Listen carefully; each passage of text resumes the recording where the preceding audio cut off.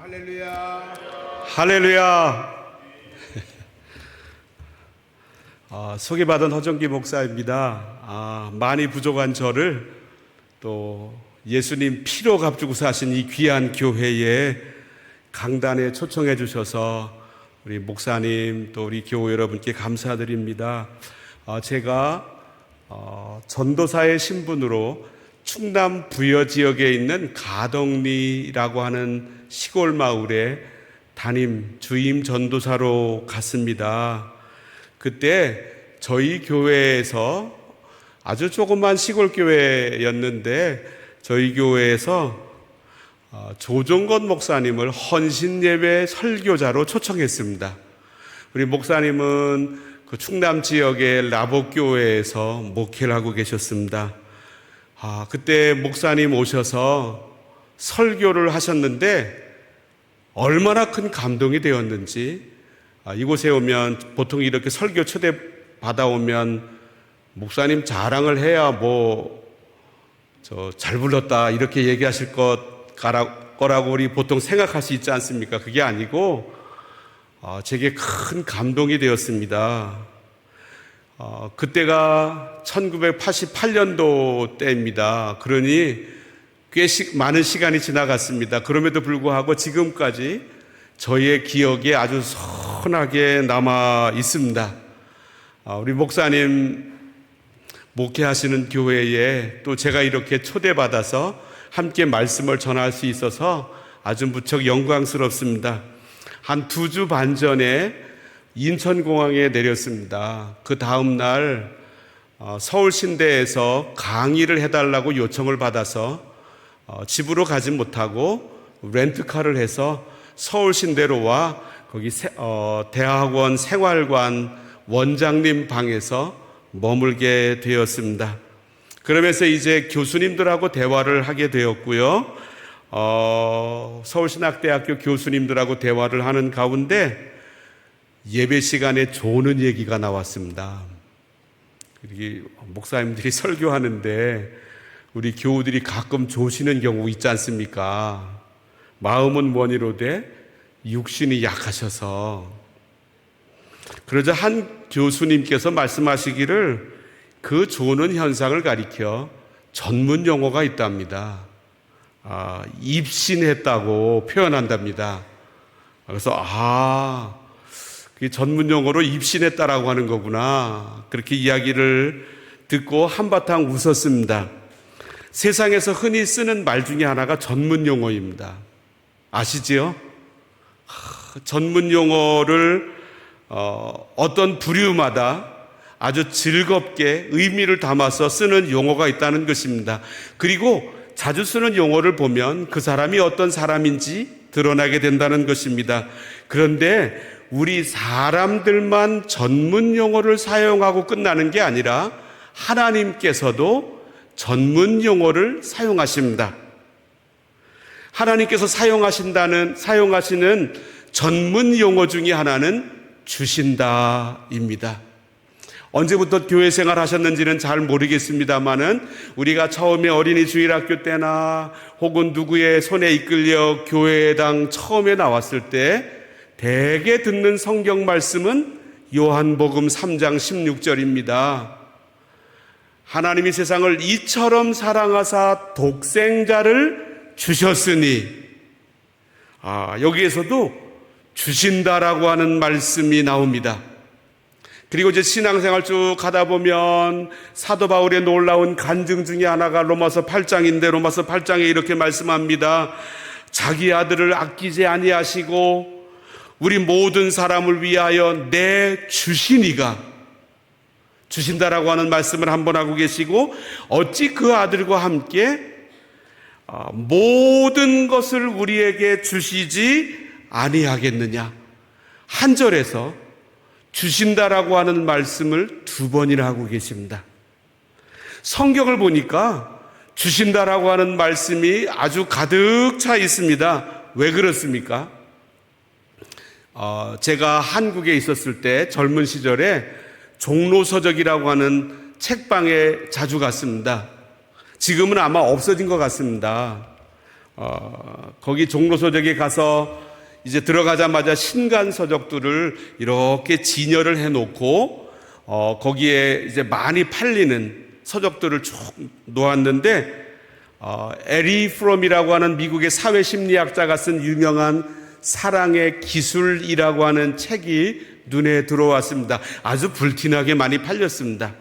거기에 나오는 내용의 일부를 제가 읽어드리겠습니다. 가장 널리 퍼진 오해는 주는 것이란 무엇인가를 포기하는 것, 빼앗기는 것, 희생하는 것이라고 가정하는 것이다. 주된 성향이 비생산적인 사람들은 주는 것이 빈곤하게 만드는 것이라고 느낀다. 반대로 생산적인 인물들에게는 주는 것이 전혀 다른 의미를 가진다. 주는 것은 자기 역량의 최고의 표현이다. 주는 행위 자체에서 나는 나의 힘, 나의 부, 나의 능력을 경험한다. 그리고 쭉 나오는데 나는 주는 행위 속에서 넘쳐 흐르고 소비되고 살아있고 따라서 즐거운 나 자신을 경험한다. 주는 것이 받는 것보다 더 즐겁다. 주는 것은 박탈이 아니고 주는 행위 속에 내가 살아있다는 표현이 자리 잡고 있기 때문이다. 이 준다라고 하는 것은 자기 역량의 최고 표현입니다. 우리 하나님이 쓰시는 전문 용어 중에 하나는 주신다라고 하는 말씀입니다. 이 주신다라고 하는 말씀이 성경 전체를 지배합니다. 그 이유는 우리 하나님이 매우 부요하시기 때문입니다. 부자이시기 때문입니다. 바울 선생님이 고린도후서 8장에서도 우리 주 예수 그리스도의 은혜를 너희가 알거니와 부요하신 이로써 너희를 위하여 가난하게 되심은 부요하신 이로써, 하나님이 쓰시는 또한 전문 용어 중에 하나는 부요하심입니다. 우리 하나님은 넉넉하신 분, 부요하신 분, 풍요로우신 분, 차고 넘치시는 분. 사람이 차고 넘치면 주는 것으로 자기를 표현합니다. 이 주는 것은 부요함의 표현입니다. 용서도 여기에 속합니다. 하나님은 용서하시는 분입니다. 마지못해서가 아니라 용서를 즐겨 하시는 분이십니다. 우리의 죄를 보고 책망하지 않으십니다. 오히려 우리의 죄를 덮으십니다. 덮으십니다.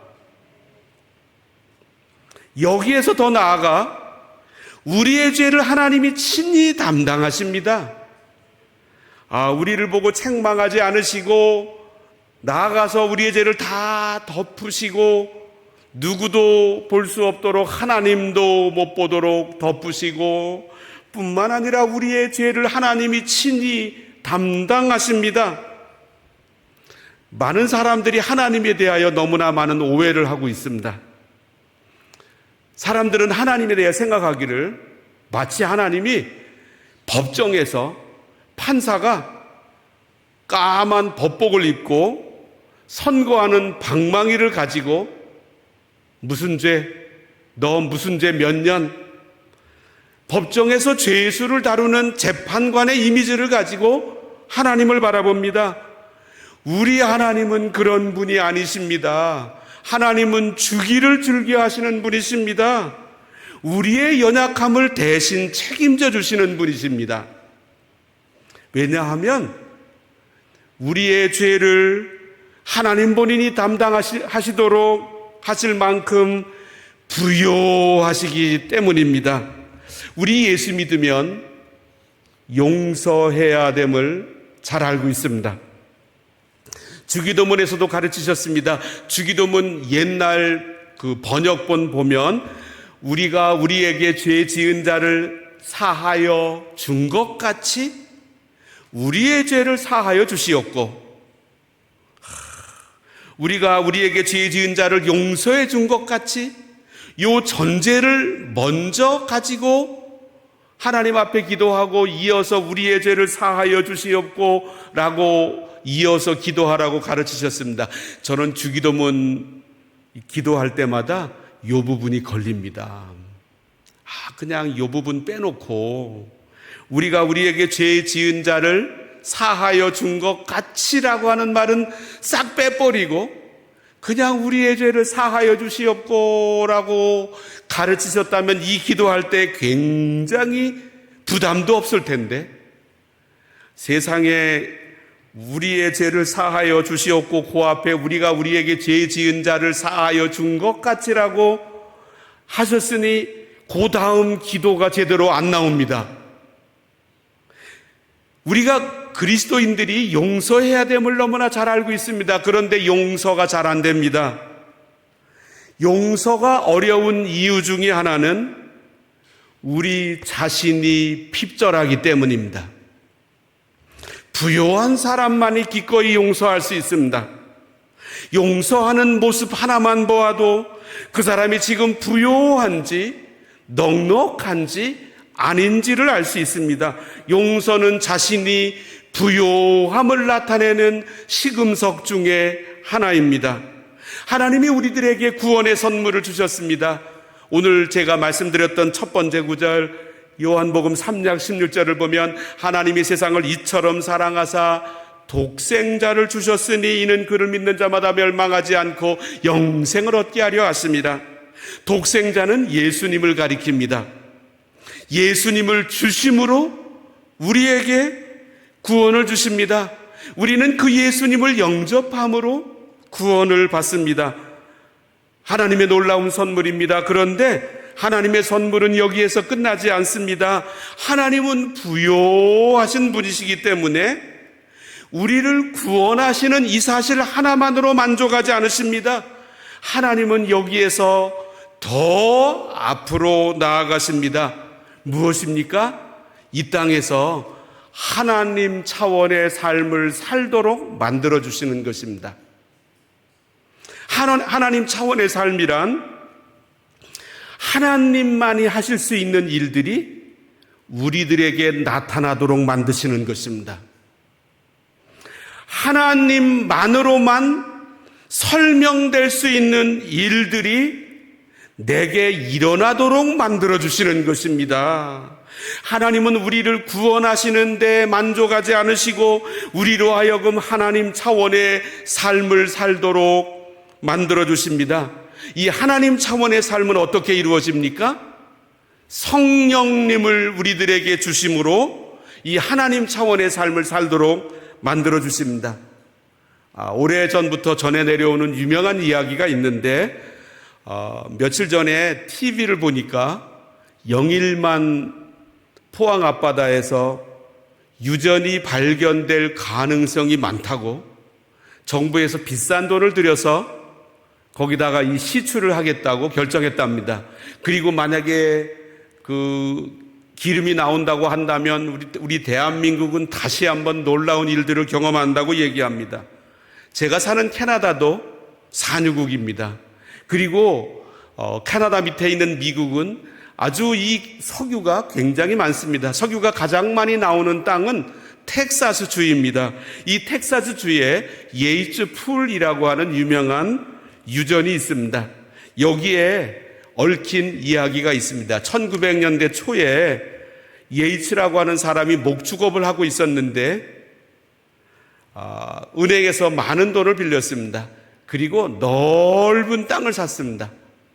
그리고 거기에 이제 소득 이루고 이제 커다란 목장을 운영했습니다. 그런데 1930년대에 세계 대경제 공황이 몰아닥쳤습니다. 1999년 12월에 한국의 IMF 사건이 뻥 터져가지고 엄청난 일이 벌어졌던 것처럼 미국의 세계대 경제공황이 몰아닥쳤습니다. 원금을 갚기는커녕 이자도 갚지를 못했습니다. 정부에서 나오는 보조금으로 생활을 하게 되었습니다. 빚이 점점 더 늘어나게 되었습니다. 목장이 통째로 빼앗길 만한 위기 속에 놓이게 되었습니다. 그러던 어느 날 한 석유회사에서 지질조사단이 이 목장을 찾아왔습니다. 석유가 나올 가능성이 있다고 판단을 하고 목장의 주인인 예이츠를 설득했습니다.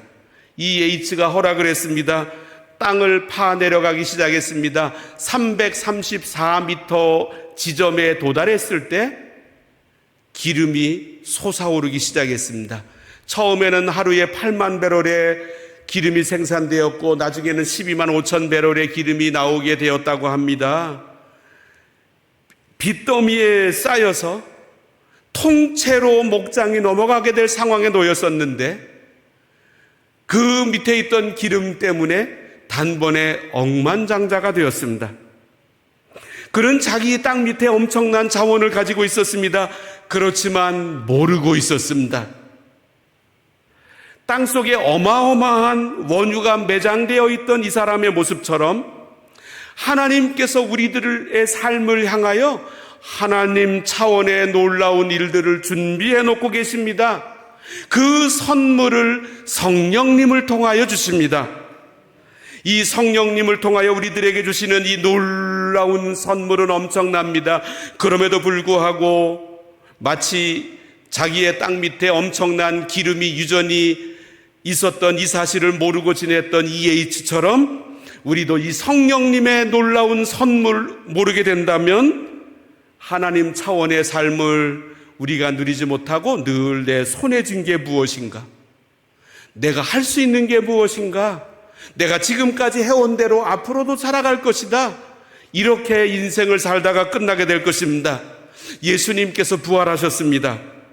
부활하신 다음에 예수님은 제자들을 만나셨습니다.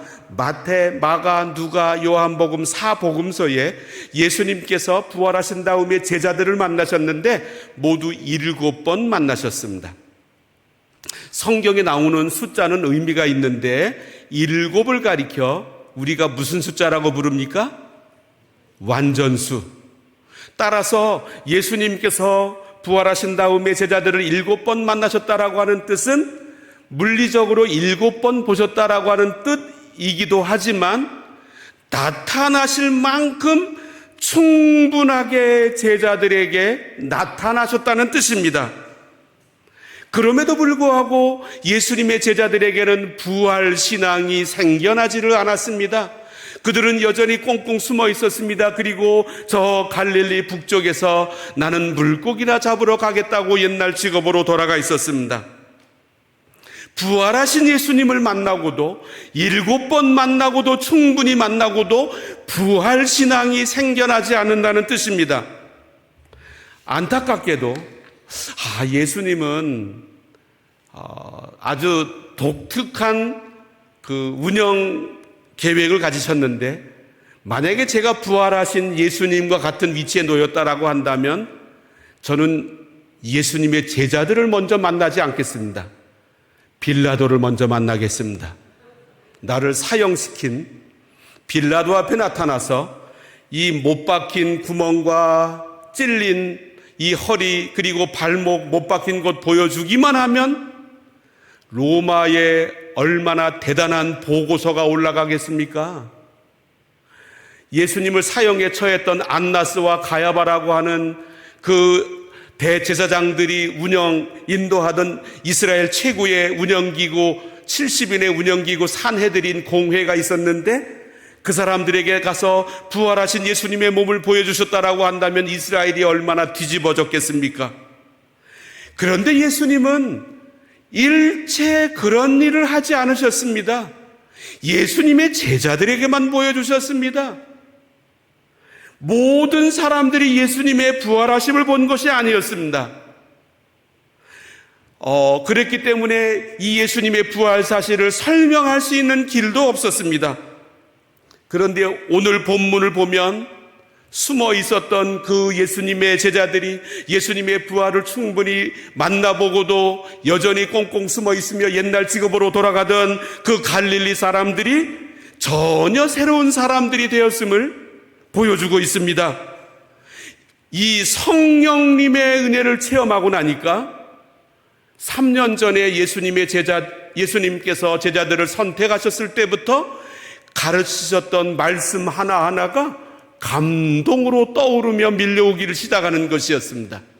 예수님이 데리고 다니시면서 목회 실습하시고 보여주시고 일으키셨던 기적의 하나하나 의미가 막 살아 움직이는 모습으로 자신에게 다가오는 것이었습니다.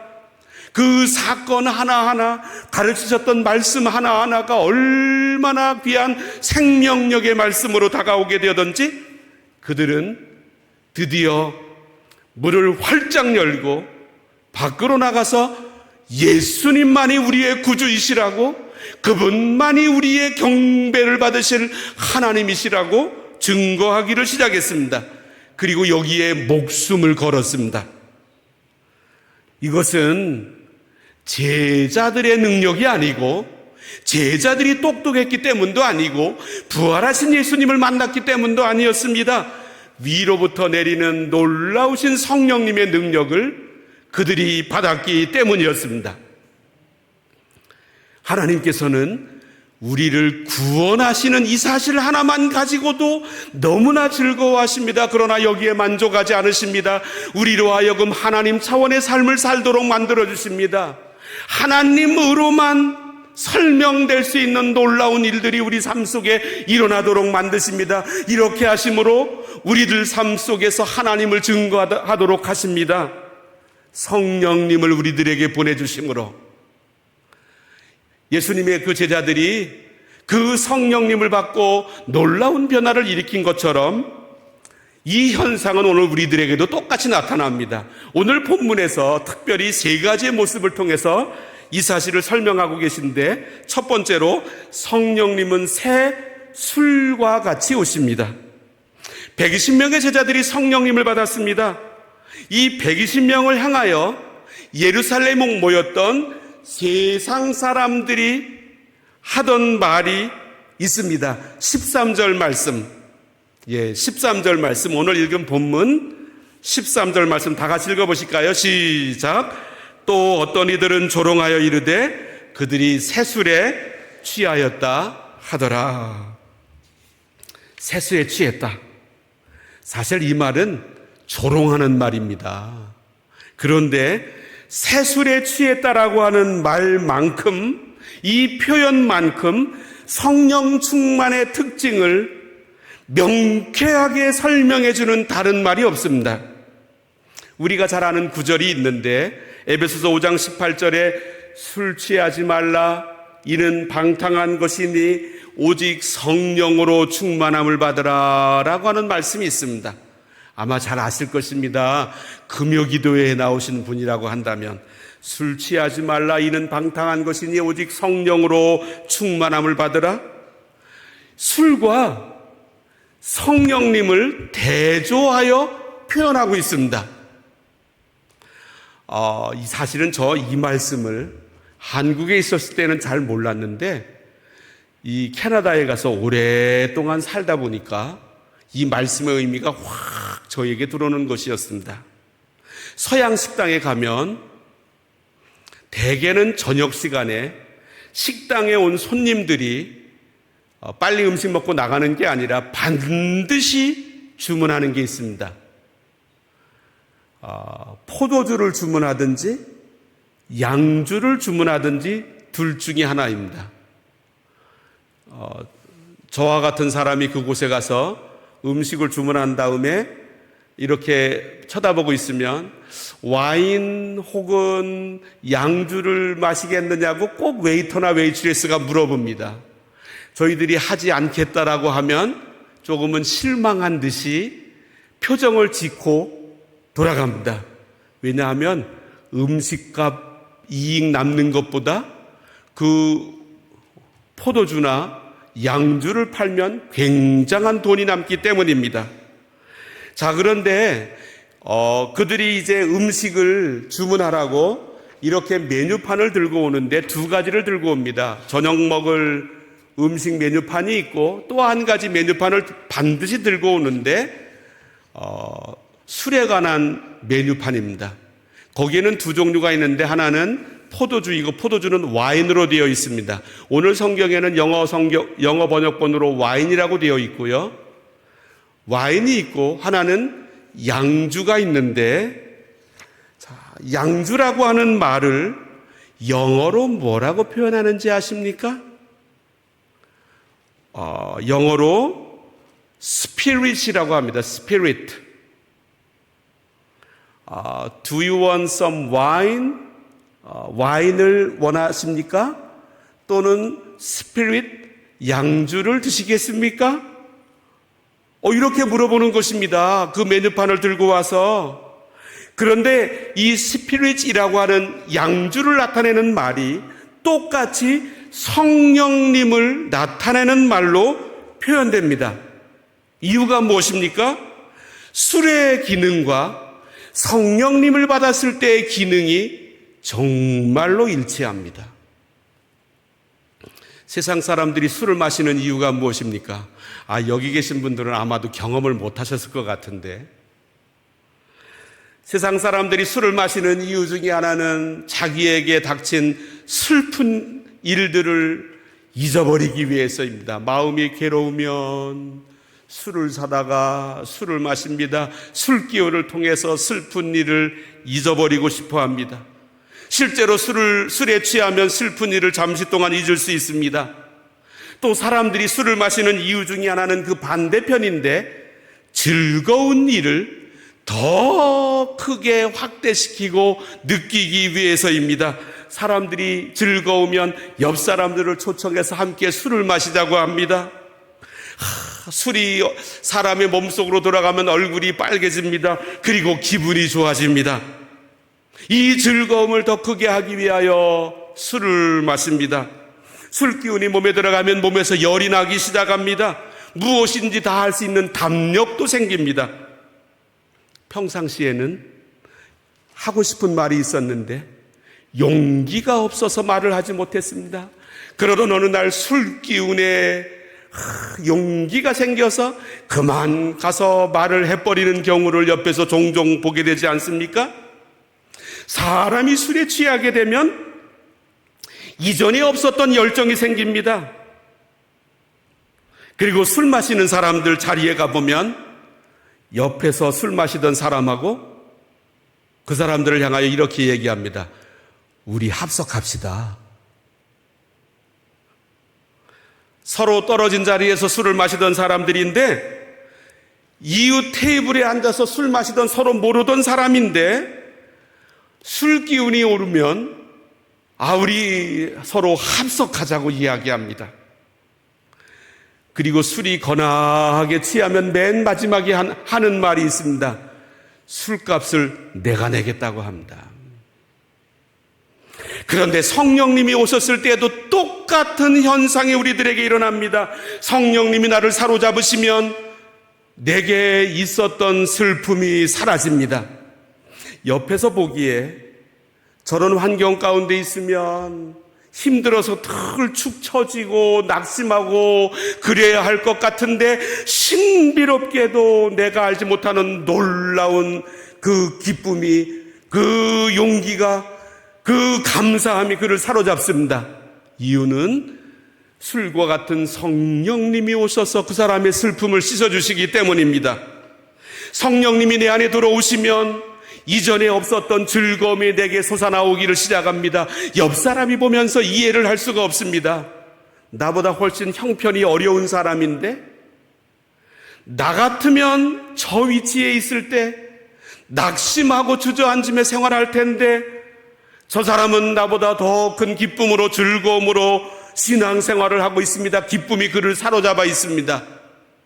이유를 알 수가 없습니다. 그 이유는 성령님께서 그를 사로잡으셨기 때문입니다. 성령님이 내 안에 들어오시면 이전에 없었던 용기와 담대함이 나를 사로잡습니다. 마치 어린 다윗이, 군대 징집 연령도 되지 않았던 다윗이 골리앗을 향하여 담대히 나아갔던 모습처럼, 성령님이 내게 오시면 내게 막 담대함이 생깁니다. 사람의 말로, 머리로, 생각으로 설명할 수 없습니다. 성령님이 내게 오시면 내게서도 이런 말이 나옵니다. 우리 합석합시다.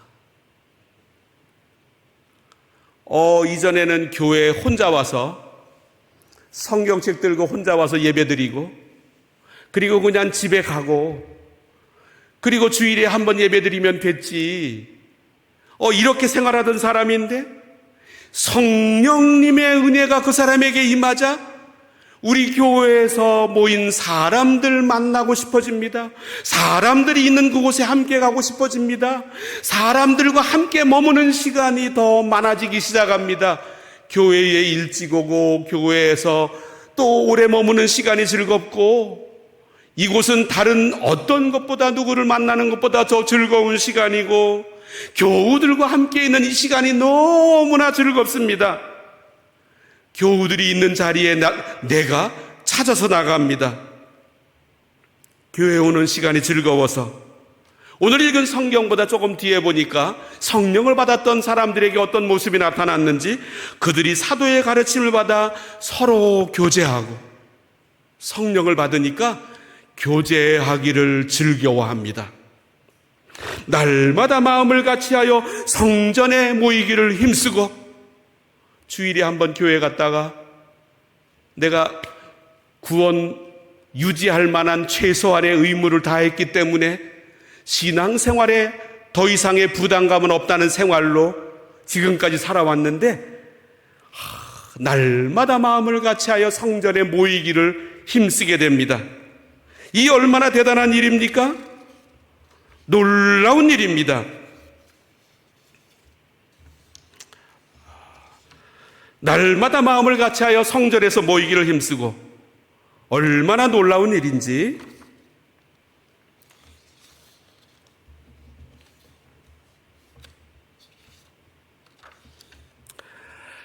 술 취하면 술값을 내가 내려고 하는 것처럼 성령님이 내게 들어오시면 교회 일을 내가 감당합니다. 목사님, 제가 하겠습니다. 그 사람 데리고 오는 일 제가 하겠습니다. 그러고도 즐거워합니다. 손해봤다고 생각이 들지 않습니다. 왜 나만의 이 일을 해야 되느냐고 말하지도 않습니다. 새벽에 나와 기도해야 되는 것 알지만 마음에는 원이로되 육신은 약하도다, 이 말에 은혜를 받습니다. 그런데 성령의 은혜가 임하면 기도 시간이 즐겁습니다. 기도의 자리에 나가게 됩니다. 내 삶을 들여 우리 하나님을 향하여 뜨겁게 나아가도 아깝다는 생각이 들지 않습니다. 예수님의 제자들은 이 성령의 세술에 취하자 이전에 없었던 놀라운 모습이 그들을 이끌어가기 시작했고, 그들이 세상을 향하여 나아가서 즐겁게 복음을 전하기 시작했습니다. 세상 사람들이 보기에는 이해가 되지 않았습니다. 그래서 조롱하던 말이 세술에 취한 사람이었습니다. 우리도 옆에 있는 이웃 사람들로부터 저 사람 세술에 취했다고, 이 말을 들어야 정상적인 신앙생활입니다. 두 번째, 성령님께서 불의 혀처럼 오십니다. 성령님이 오시면 제일 먼저 나타나는 변화가 있는데 3절 말씀을 우리 한번 다 같이 읽어보겠습니다. 3절 말씀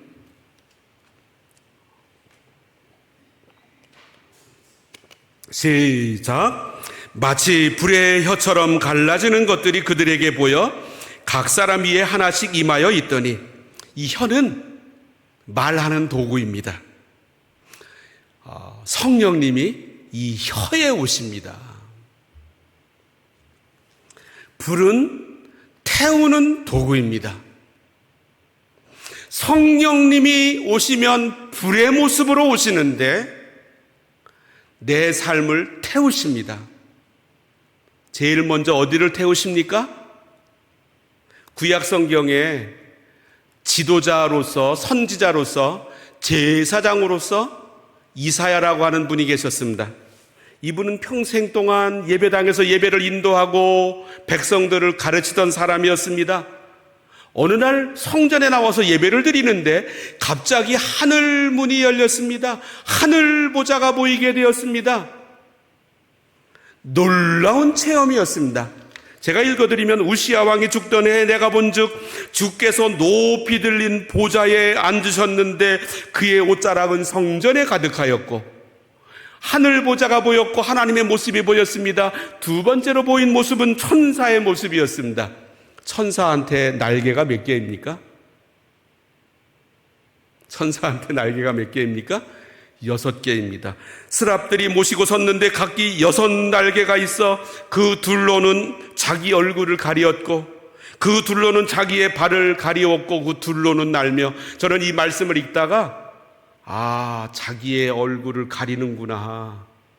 하나님 보좌 앞에 서는 사람은 늘 겸손하구나. 나를 나타내지 않는구나. 자기의 발, 자기의 행동, 자기의 부끄러움 이것도 감추는구나. 그리고 그 둘로서 날면서 하나님을 찬송하는구나.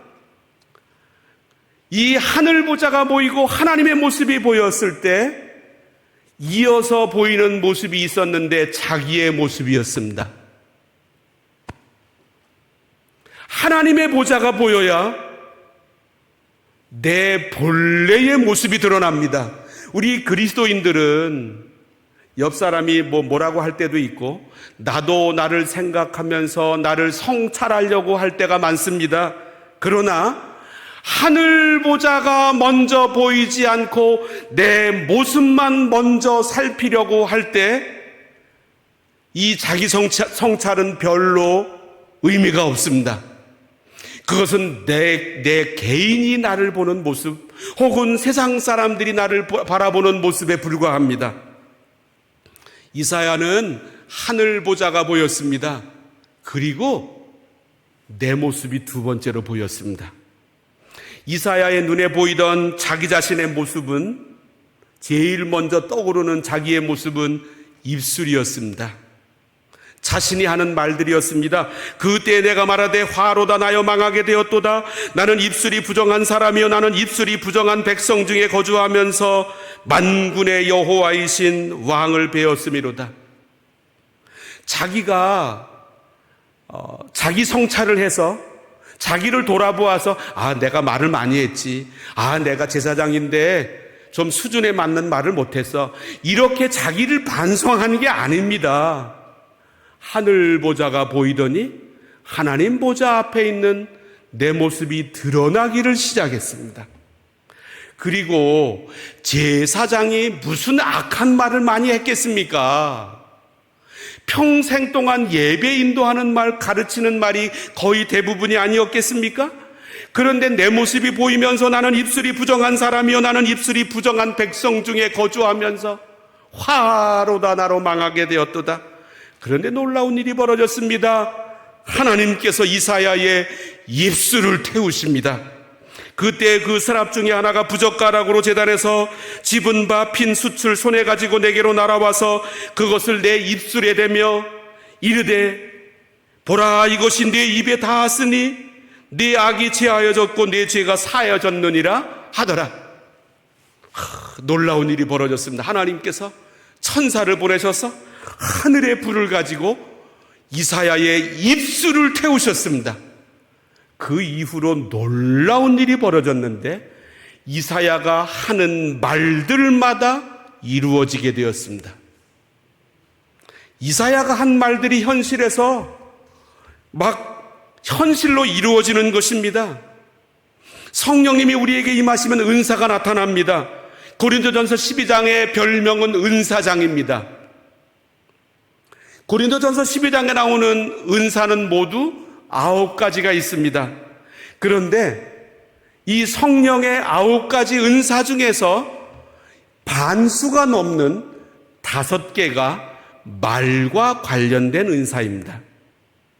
어떤 사람에게는 성령으로 말미암아 지혜의 말씀을, 어떤 사람에게는 같은 성령을 따라 지식의 말씀을, 어떤 사람에게는 예언함을, 다른 사람에게는 각종 방언 말함을, 어떤 사람에게는 방언들 통역함을 주시나니 신비롭게도 성령의 은사가 우리들에게 임하실 때, 은사가 나타날 때 9가지 중에 반수 이상이 5가지가 우리의 말과 관련된 은사입니다. 성령님이 우리들에게 오시면 제일 먼저 우리들에게 아주 특별하게 나타나는 변화가 바로 우리들의 말이 달라지는 것입니다. 오늘 본문 4절을 읽어보겠습니다. 우리 한번 다 같이 읽어보실까요? 4절 말씀. 다 같이 시작. 그들이 다 성령의 충만함을 받고 성령의 말하게 하심을 따라 아멘. 이 성령을 받은 사람은 자신의 생각을 말하지 않습니다. 아니, 자신의 생각이 달라졌습니다. 그들은 무엇을 생각하고 말했는지 11절이 오늘 말씀하고 있습니다. 11절 말씀 읽어볼까요? 시작. 그레데인과 아라비아인들이라 우리가 다 우리의 각 언어로 하나님의 큰 일을 말함을 듣는도다 하고, 이들은 하나님의 큰 일을 말하기를 시작했습니다. 하나님의 일은 큰 일입니다. 이들은 하나님의 일들을 말하기 시작했습니다.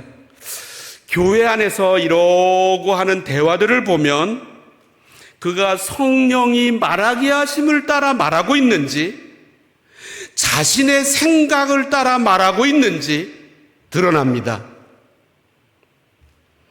성령 받은 사람은 자기 얘기, 자기 생각, 그거 뭐 중요하게 이야기하지 않습니다. 나를 주제로 이야기하지도 않습니다. 전에 그 사람이 주로 사용하던 단어가 무엇이었습니까?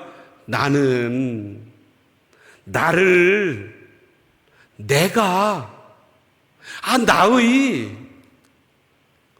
나라고 하는 단어가 주어이고 목적어이고 보어이고, 그러나 성령님께서 내게 오시면 나는, 나를, 내가, 나이라고 하는 말들이 사라지기를 시작하면서 하나님께서 말하게 하심을 따라, 성령이 말하게 하심을 따라, 그리고 하나님의 큰 일들이 그 사람의 말의 주제로 바뀌기를 시작합니다.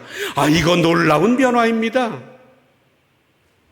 교회에서 이렇게 쭉 이야기하면서 열심히 자기 생각 이야기하고 있으면 저는 그분의 이야기를 처음부터 끝에까지 듣습니다.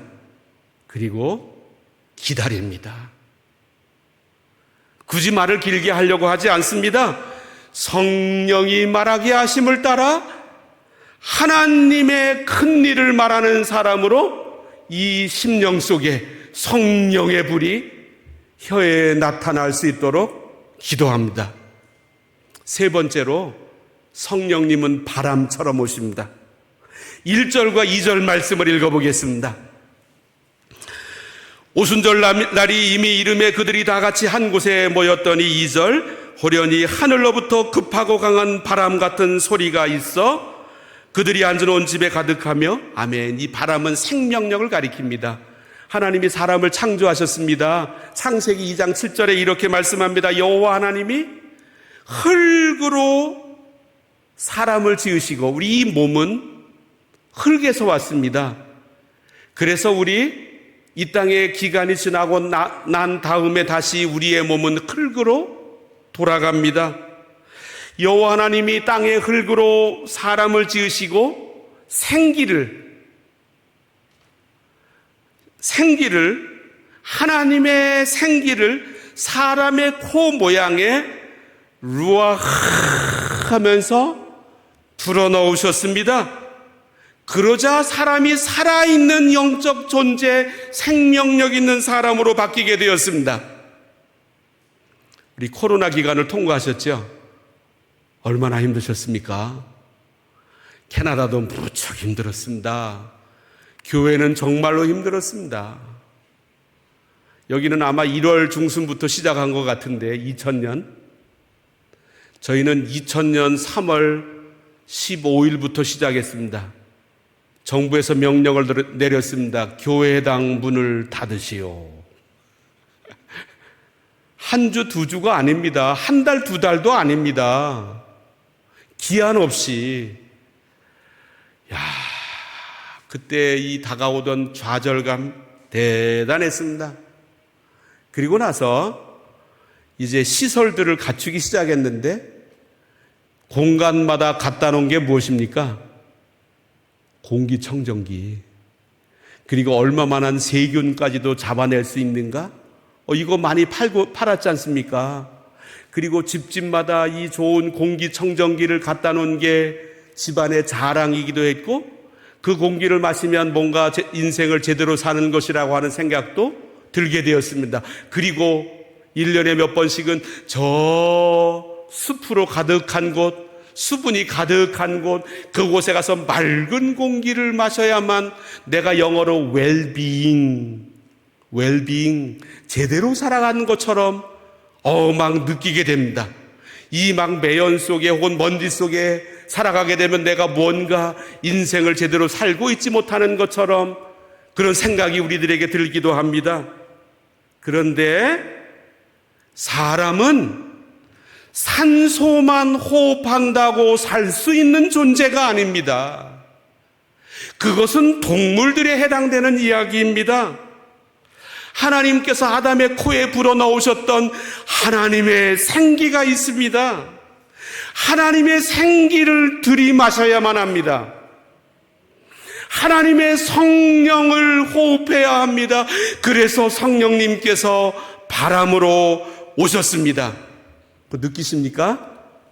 내가 저 숲속에 가서 흙냄새, 저 숲풀 속에 그 맑은 공기 이렇게 들이마실 때마다 아주 상쾌해지고 내가 잘 산다라고 느껴지는데, 성령을 호흡하는 것이 느껴지십니까? 하나님의 성령이 내 코로 오셔서 나로 하여금 성령을 호흡하도록 하게 하시는 이 놀라운 은혜를, 이 선물을 사모하십니까? 사람은 짐승하고 다른 존재입니다. 성령님을 호흡할 수 있어야 합니다. 또한 바람은 하나님의 주권을 나타내기도 합니다. 바람이 붑니다. 얼굴에 바람이 스쳐가는 느낌이 확 듭니다. 그리고 손등에도 이 바람이 지나가는 모습이 느껴집니다. 그런데 바람이 어디에서 시작하여 어디로 가는지는 잘 모릅니다. 바람은 자기가 알아서 어디에선가 시작하여 다른 어디엔가로 갑니다. 성령님도 바람처럼 오십니다. 하나님의 주권대로 바람이, 성령님께서 운행해 나가십니다. 그래서 성령님이 임한 사람은 자신의 주권을 내려놓습니다. 하나님, 내 인생을 운영할 지혜가 나에게 없음을 고백합니다. 세상 사람들은 자신의 머리로, 자신의 학식으로, 자신의 경험으로, 경력으로, 자신이 손에 쥔 것으로 세상의 물정 흐름대로 살아가면 제대로 살 수 있다고 느끼지만, 하나님, 제 인생의 지혜로, 경험으로, 경력으로, 손에 쥔 것으로 제 인생을 제대로 개척할 수 있지 않음을 고백합니다. 우리 하나님은 우리 인생의 주인이십니다. 주권자이십니다.